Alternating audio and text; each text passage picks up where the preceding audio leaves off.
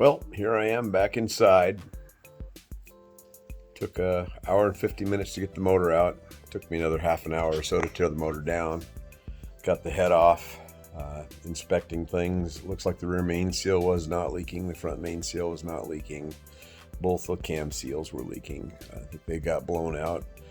Number one cylinder, the Supertech forged pistons aren't what they state they are. I lost a portion of the top ring land in the piston and kicked out a piece of the Wiseco ring and bounced around inside the intake, or actually right there at the combustion chamber. I'll show some pictures of what number one looks like.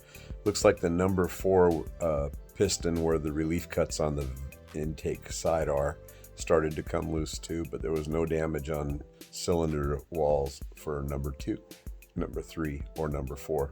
Number one had significant scoring to the point where the block's either useless or would have to be bored out larger or get sleeved. I'm not going to do any of that.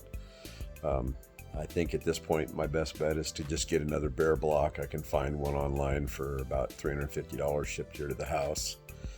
I'll be able to use my forged parts that I have, so my crank, my manly rods, and then my cylinder head, which was in perfect shape, so I won't have to reshim or do any of that stuff.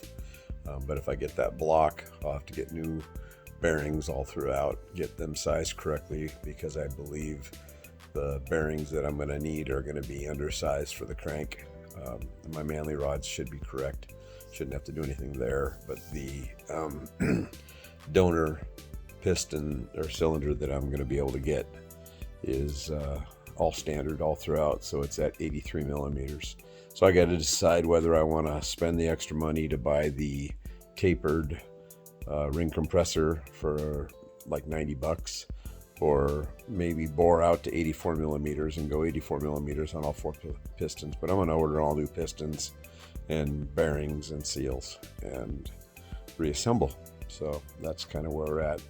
On further inspection, my throwout bearing was fine, but we're going to go ahead and replace that along with a new clutch and pressure plate and pilot bearing. The pilot bearing was starting to make some noise, and it probably could run for a few more years, but I don't want to take it out in a few years. I want to be able to run it for longer than that. So that's it. I'm going to go ahead and post the pictures at the end of this, and you guys can see what it looks like, and we'll persevere.